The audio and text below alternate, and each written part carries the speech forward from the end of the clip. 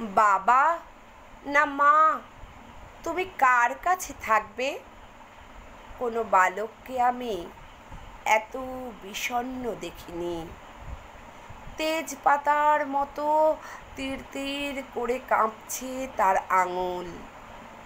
অয়ন, তুমি কার কাছে থাকবে?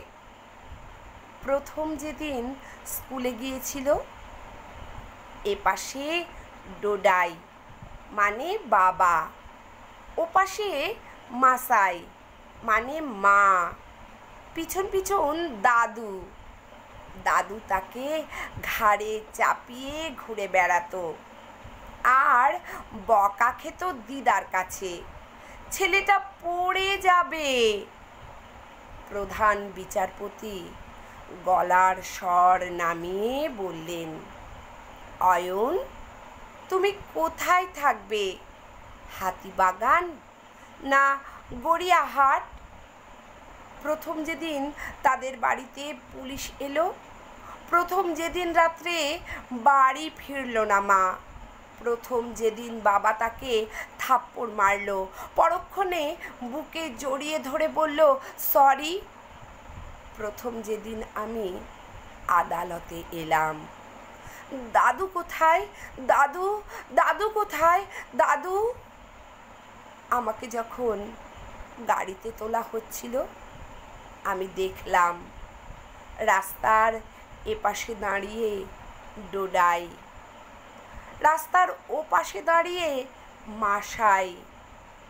আজ নিয়ে তৃতীয় দিন এখানে এলাম। ওই তো মা, দূরে দাঁড়িয়ে বাবা। কত লোক, এত লোক কেন? একজন এসে আমার চুল আঁচড়িয়ে দিয়ে গেল। বিচারপতি গলার স্বর নামিয়ে বললেন, তুমি কার কাছে থাকবে? বলো বলো।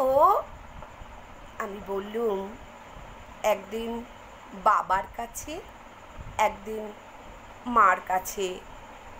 বলেই তার মনে হলো দাদু তাকে কাঁধে চাপিয়ে দৌড়চ্ছে আর দিদা চেঁচাচ্ছেন, নামাও নামাও, ছেলেটা পড়ে যাবে, ছেলেটা পড়ে যাবে।